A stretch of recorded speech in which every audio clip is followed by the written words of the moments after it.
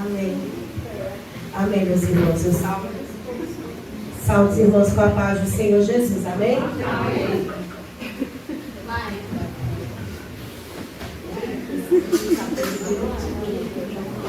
Amém. Glória a Deus. Deus é bom. Meus amados irmãos, vamos abrir nossas Bíblias.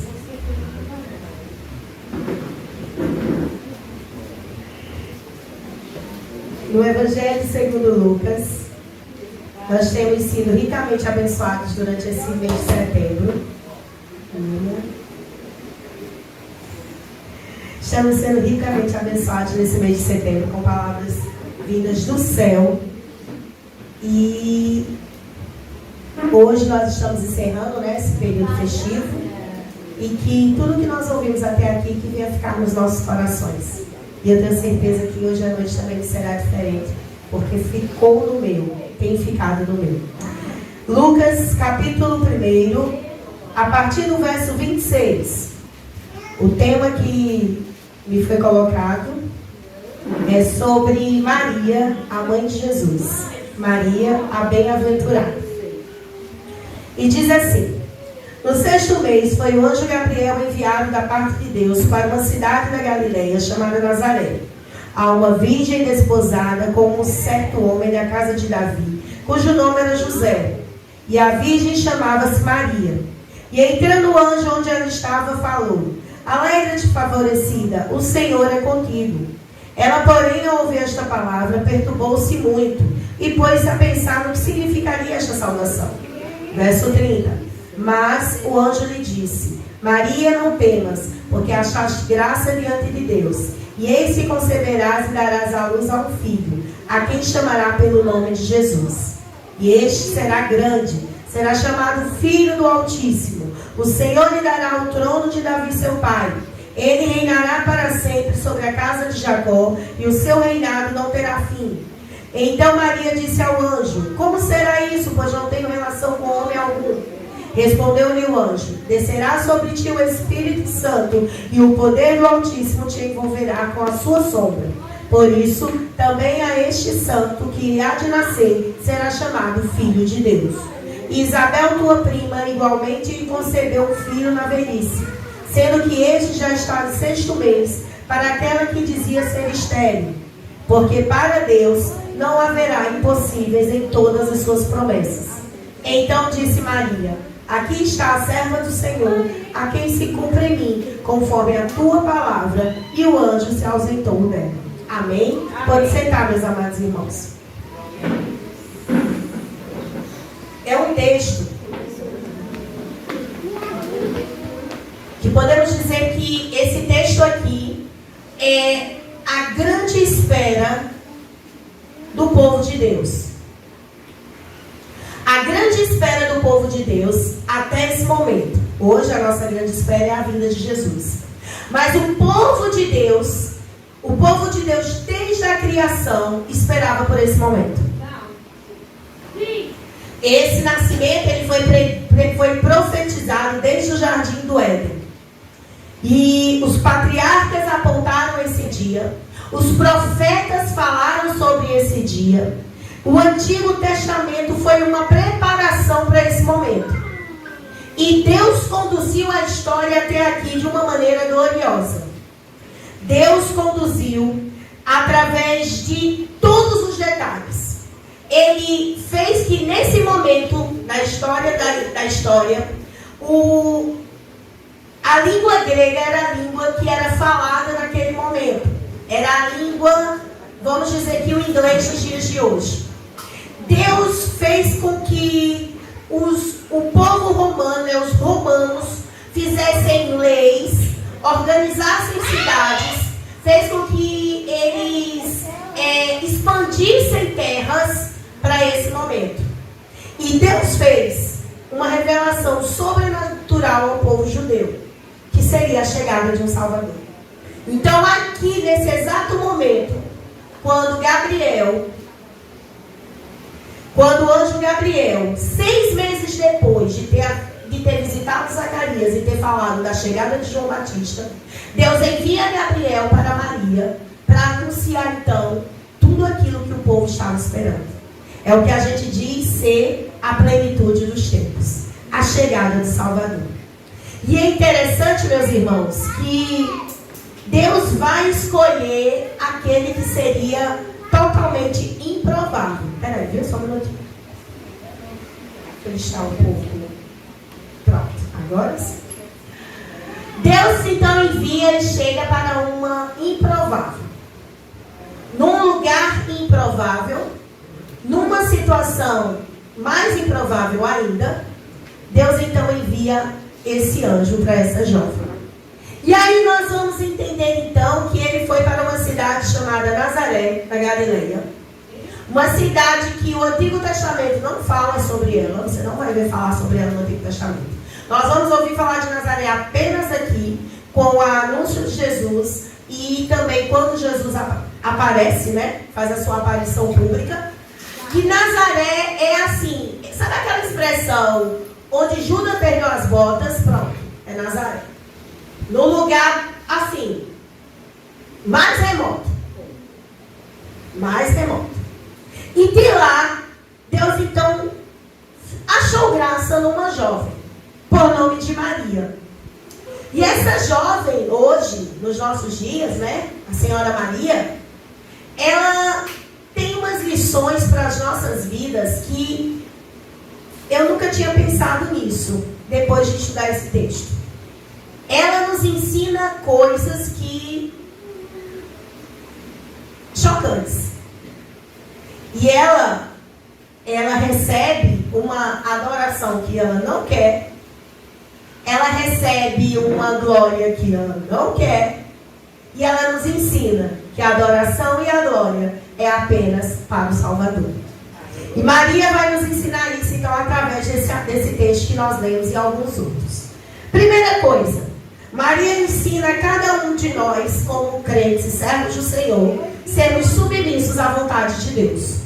Olha o verso 38, a partezinha ao início do texto. Verso 38 do capítulo que nós lemos. Então disse Maria: aqui está a serva do Senhor, que se cumpra em mim conforme a tua palavra. Essa expressão, quando ela diz assim, olha, aqui está a serva do Senhor, depois de tudo que ela escuta, simplesmente ela está dizendo assim, não sei como vai ser, não sei como é, mas eu estou aqui. Ela ensina que nós, como crentes e cristãos, precisamos ser servos submissos à vontade de Deus. Quando o anjo anunciou a ela que ela seria a mãe do Salvador, ela estava noiva. Ela estava compromissada com José. Ela tinha em torno de 16 e 17 anos. A cultura judaica é o período certo para o casamento das jovens. Entre 16 e 17 anos, os pais, a família, já vem procurando aqueles rapazes que seriam adequados para suas filhas. E antes de se casar oficialmente, eles passam pelo menos um ano noivos. E esse noivado já é um compromisso firmado, já é um casamento estabelecido. Eles ainda só não têm as relações sexuais, eles ainda não convivem juntos, mas são compromissados um com o outro. E essa era a situação de Maria. Ela estava naquele período de um ano que antecedia o seu casamento propriamente dito, mas ela já era compromissada com José. E aí era um momento muito, como eu posso dizer, muito difícil para Maria. Maria, ela sabia que ela tinha sido convocada por Deus para uma grande obra. Ela sabia que não seria fácil, mas ainda assim ela se submeteu a Deus. Ela não teve medo. Ela não teve medo de fazer a vontade de Deus. Mas com certeza o seu coração temeu diante de susto. Imagina, uma adolescente de 17 anos está na sua casa, recebe a visita de um anjo. E ele diz assim, olha, Deus achou graça em você. E Deus achou em você algo que não achou nas outras. Pronto, só isso aí já era pra gente desmaiar. Mas aí ele diz, não, Deus achou graça em você, porque você vai ser a mãe do Salvador. Pronto, era pra morrer. Era para morrer. Mas ela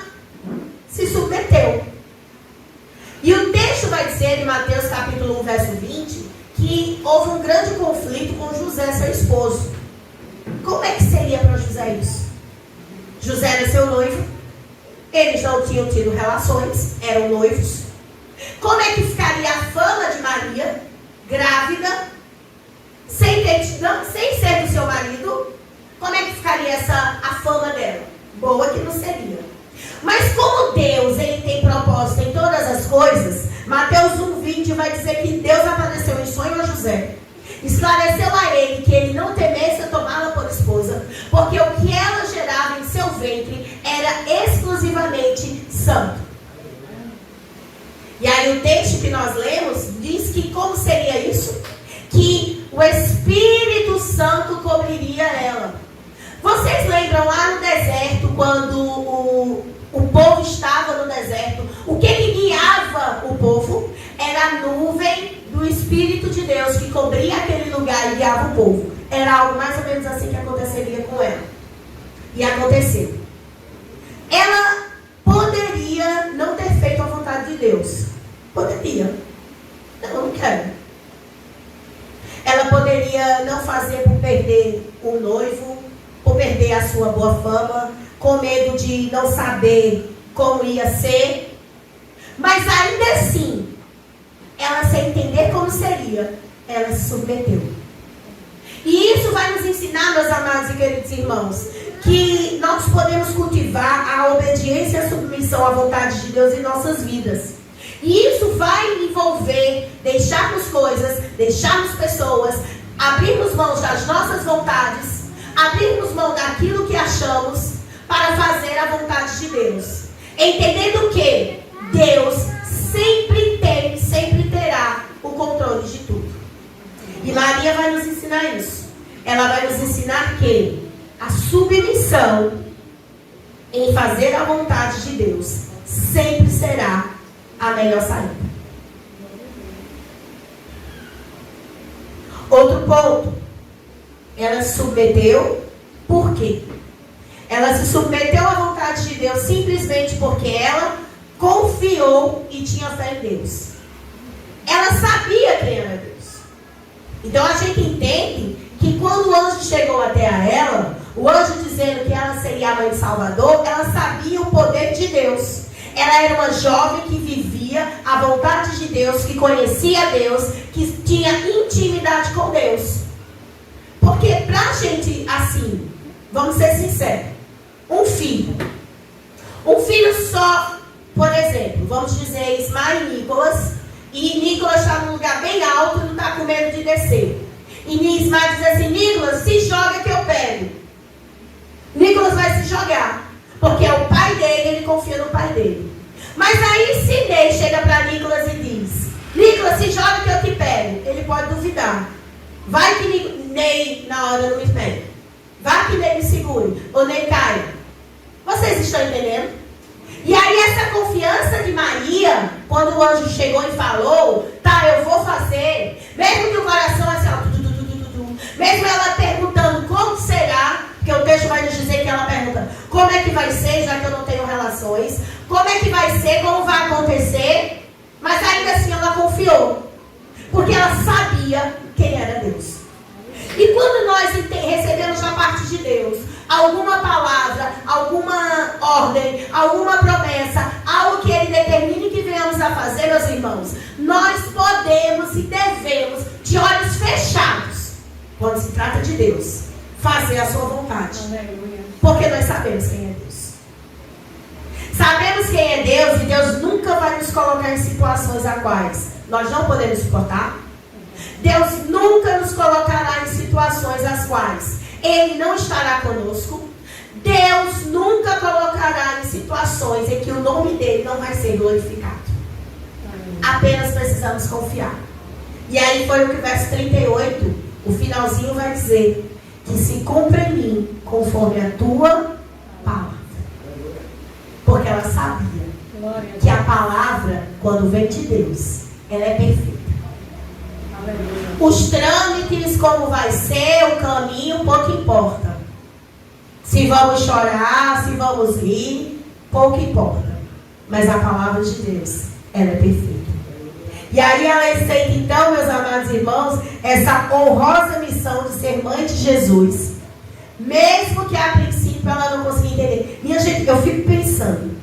Aí o anjo foi embora, né? Aí vamos cuidar, né? Vamos tratar de ser mãe de Jesus. Aí eu fico pensando assim depois, sabe quando ela deitou na cama? Aí depois que o anjo foi embora, depois que a tremedeira passou, ela parou para pensar, eu vou ser mãe do Salvador. Aquele que é desejado das nações desde Gênesis. Aquele que o povo estava aguardando. A promessa de Deus ia ser, chegou à plenitude dos tempos. A promessa de Deus ia ser revelada. A promessa de Deus ia ser cumprida através da vida de quem? De uma jovenzinha, 16 anos. Lá do Cafundó do Júnior. Que ninguém dava por ela, nada. Mas Deus deu a ela essa graça. Não deu a glória, não deu a honra, deu a graça, deu o favor que ela não merecia. E ela foi a mãe de Salvador. E aí então, meus amados irmãos, nós aprendemos que em meio às incertezas e desafios, nós podemos confiar no controle de Deus, no cuidado de Deus, na direção de Deus. Deus controla a história. Deus ainda está sentado no trono. E nada muda. E aí nós aprendemos também, depois disso, que nós podemos aprender com Maria o amor e cuidado pelos outros. Olha os versos 41 e 42.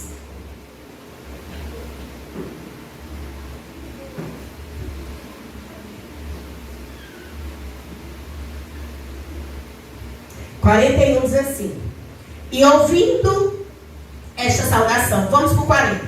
E entrou na casa de Zacarias e saudou Isabel. Ouvindo esta saudação de Maria, a criança lhe estremeceu no ventre. Então Isabel ficou possuída do Espírito Santo. E exclamou em alta voz: bendita és tu entre as mulheres, bendito o fruto do teu ventre. Nós aprendemos com Maria o amor e cuidado pelos outros. Depois dessa grande profecia na vida dela, Maria vai ao encontro de Isabel, sua prima, que 6 meses antes recebeu a mesma profecia do mesmo anjo e estava lá gerando, já estava com 6 meses de gravidez de João Batista.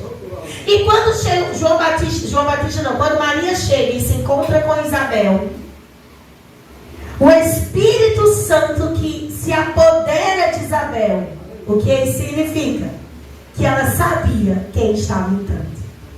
Ela sabia que o Salvador estava chegando, que aquela promessa gloriosa lá em Gênesis, que todos os patriarcas falaram, que todos os profetas falaram, que as nações estavam esperando, estava chegando. E aí ela é conhecida como bendita és tu entre as mulheres e bendito é o fruto do teu ventre. E ali o texto fala que Maria ficou por volta de 3 a 4 meses com Isabel, cuidando uma da outra, intercedendo uma pela outra, ajudando uma outra. E aí Maria vai nos ensinar que o cuidado e o amor uns pelos outros faz parte daquela que é bem-aventurada.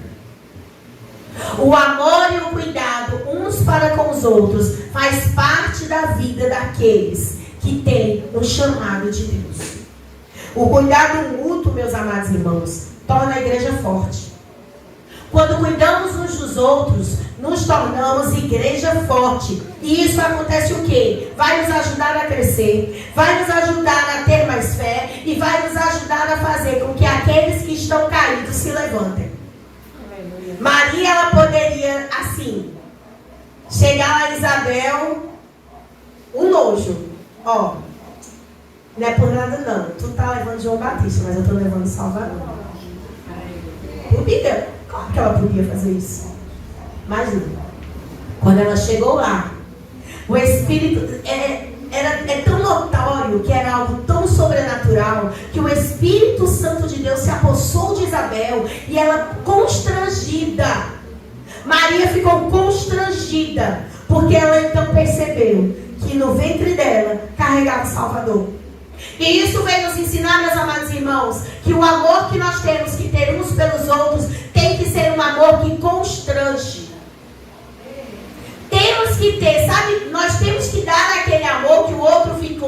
Egito. E nós temos que receber o amor que nós venhamos ficar constrangidos também. E achar que nós não somos nem merecedores desse amor. É esse amor, é esse cuidado que Maria vai nos ensinar. Enquanto hoje o mundo vai espalhar ódio, enquanto o mundo hoje espalha preconceito, enquanto o mundo hoje espalha separação, como igreja de Deus, nós temos que se juntar. Temos que constranger o outro com amor. E isso que elas fizeram, cuidando uma da outra. E Maria, ela também, meus amados irmãos, ela vai nos ensinar que, como eu disse ao início, ela conhecia a Deus. Por que ela conhecia a Deus? Porque ela vivia uma vida de meditação e reflexão da palavra. Olha Lucas capítulo 2, verso 19.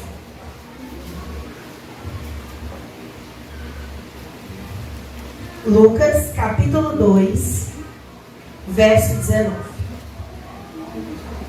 Maria, porém, guardava todas essas palavras, meditando-as no coração.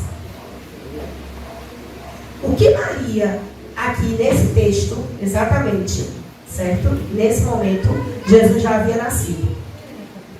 O que Maria vinha passando nos últimos 9 meses, pelo menos, não era coisa pequena, meus amados irmãos. Era coisa extraordinária. E ela vinha meditando e guardando tudo aquilo no coração.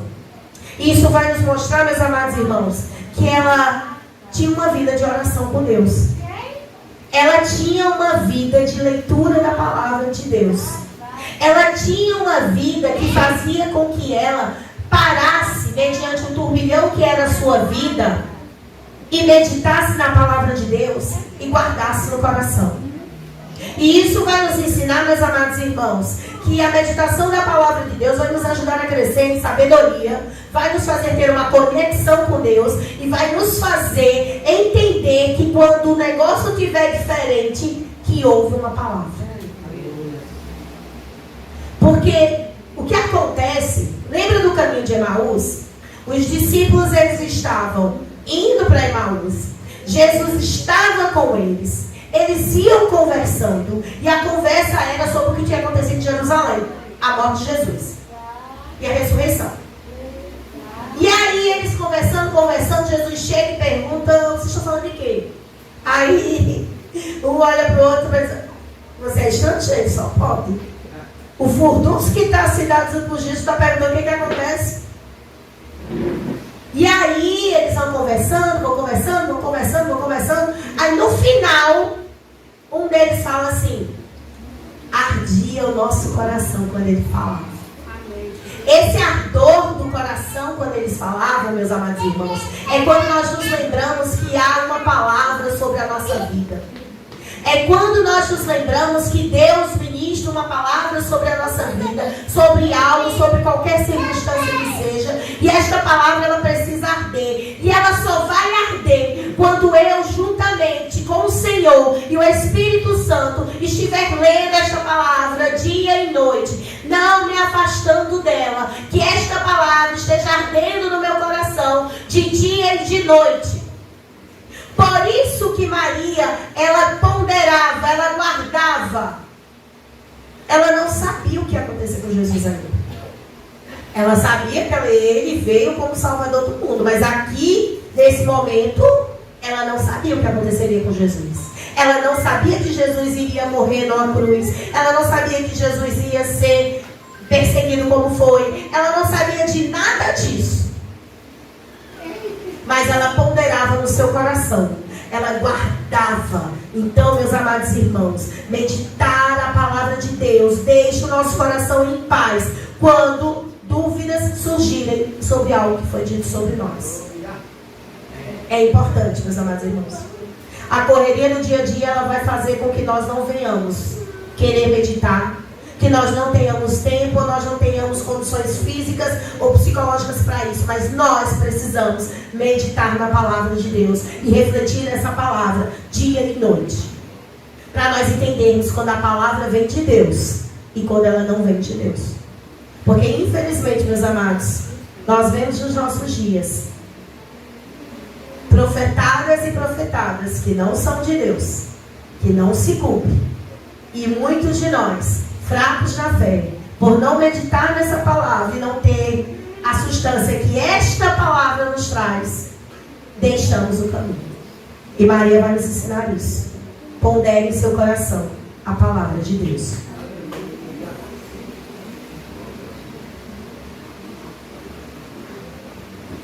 Outro ponto importante: meditação da palavra, reflexão, oração.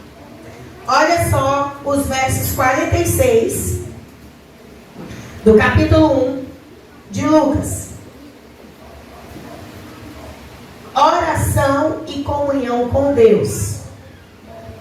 Então disse Maria: a minha alma engrandece ao Senhor, o meu espírito se alegra em Deus, o meu Salvador, porque contemplou na humildade da sua serva, pois desde agora todas as gerações considerarão bem-aventurada, porque o poderoso me fez grandes coisas, santo é o seu nome.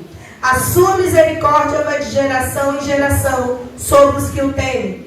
Agiu com seu braço valorosamente, dispersou os que no coração alimentavam pensamentos soberbos, derrubou do seu trono os poderosos e exaltou os humildes. E encheu de bens os famintos, despediu vazios os ricos, amparou a Israel seu servo, a fim de lembrar da sua misericórdia, a favor de Abraão e de sua descendência para sempre, como prometeram aos nossos pais. Esse cântico de Maria foi logo depois, foi durante a visita de Maria com Isabel, pouco depois que o Espírito Santo faz aquela festa maravilhosa entre elas, e Maria então canta esse cântico. E esse cântico, meus amados irmãos, é uma canção de louvor e gratidão a Deus.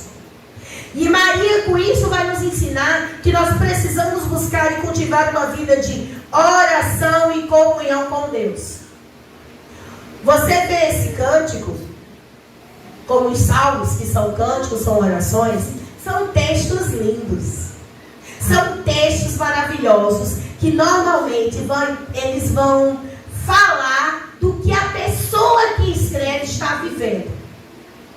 Os salmos de Davi, todos eles, quando eles são escritos, são situações que Davi passava, situações que Davi vivia, e ele ali escrevia.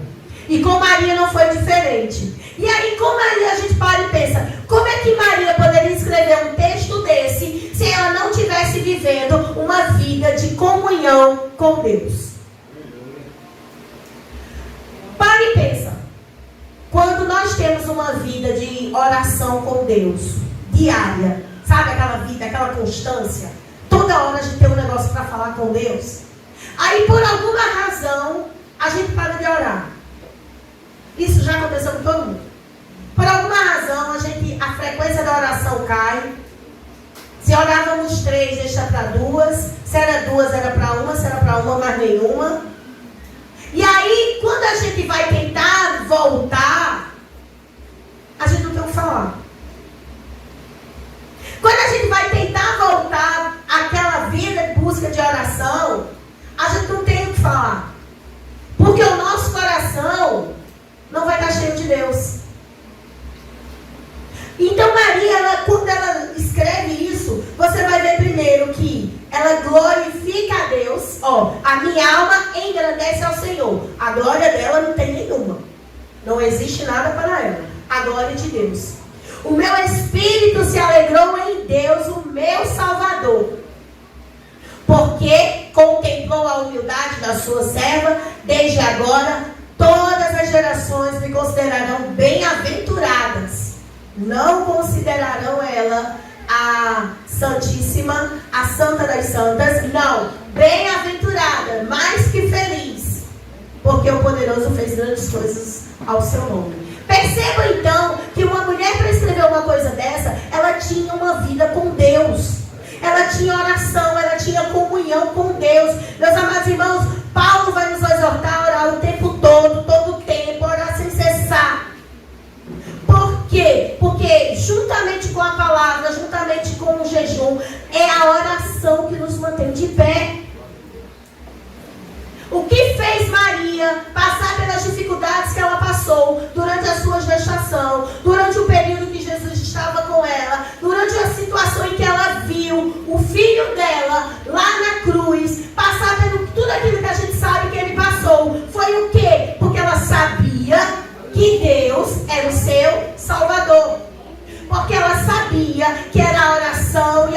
da palavra que fazia com que ela mantivesse de pé.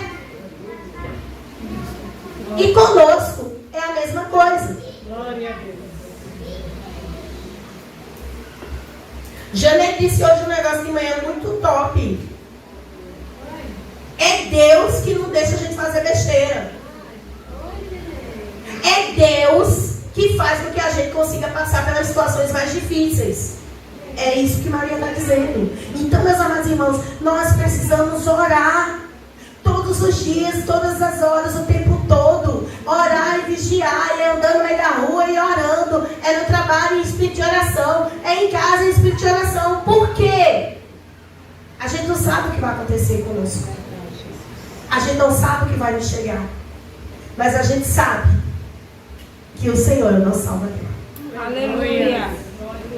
E aí, Maria vai nos ensinar que Deus ama agir naquilo que é improvável. Verso 26. No 6º mês, foi o anjo Gabriel enviado da parte de Deus para uma cidade da Galileia chamada Nazaré.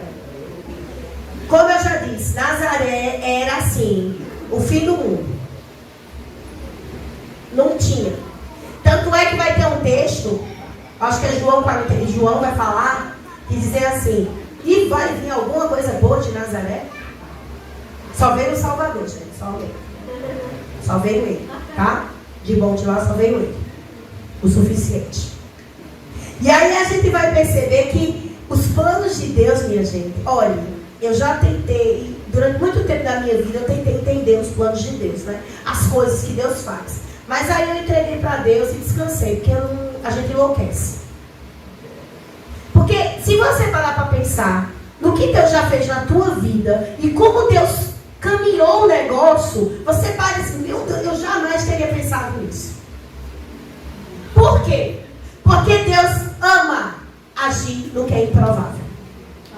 Tem um texto de Paulo que ele fala que as coisas loucas desse mundo, as coisas loucas desse mundo, né?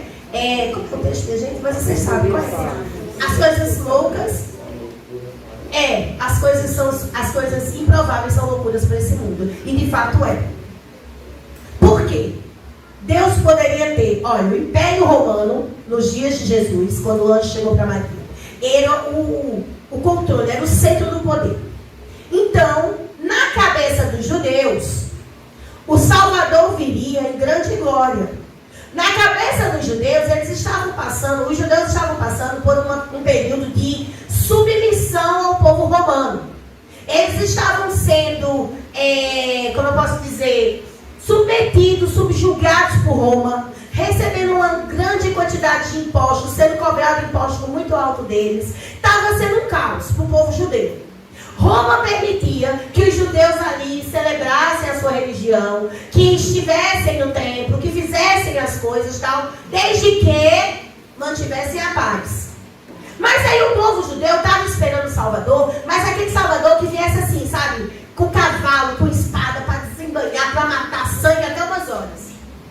Aí Deus, que controla tudo, mandou um anjo para uma cidadezinha lá no fim do mundo, para falar com uma virgem, a mais improvável, para dizer que ela traria a concretização da promessa do Salvador. Deus não enviou o anjo para o rei de Roma, não enviou para Jerusalém o poder religioso, o poder de onde estavam lá os sacerdotes, aquele povo todo. Deus não enviou o anjo a um palácio para falar aos poderosos e os ricos da época. Deus enviou a uma jovem pobre, noiva de um homem pobre, carpinteiro, de uma cidade que era caracterizada pelo desprezo, para dizer que ela seria a mãe de Salvador. E aí isso vai nos mostrar, meus amados irmãos, que eu e você nunca devemos pensar que não poderemos ser usados por Deus. A gente acha assim: Deus não vai me usar. Meu Deus do céu, tem outros muito melhores do que eu. Tem outras muito melhores do que eu. Mas nunca pense que você e eu não poderemos ser usados por Deus. Porque Deus ama pegar aquele que não é homem. Lembra de Leão? Lembra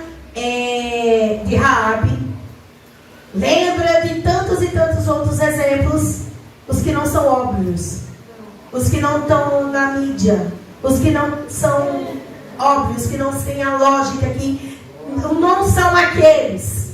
Maria vai provar que Deus não tem padrão, não tem critério como o mundo tem.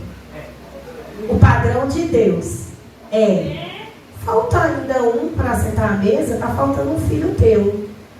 Mas ele está lá no meio das malhadas, ele está cuidando das ovelhas, ele está lá, não vale não. Ninguém senta à mesa enquanto ele não chegar. E quando ele chegou, irmãos, a Bíblia fala que ele era ruivo, pequeno, mediante seus irmãos, e se tornou o grande rei de Israel. Não duvide do poder de Deus, da ação do Espírito Santo sobre a sua vida.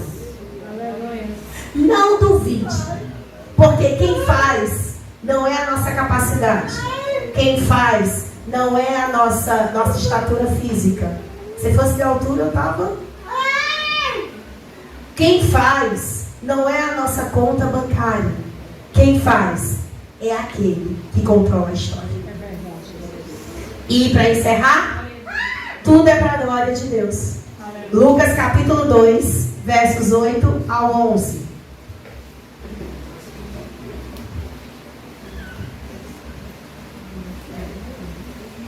Lucas 2, do 8 ao 11.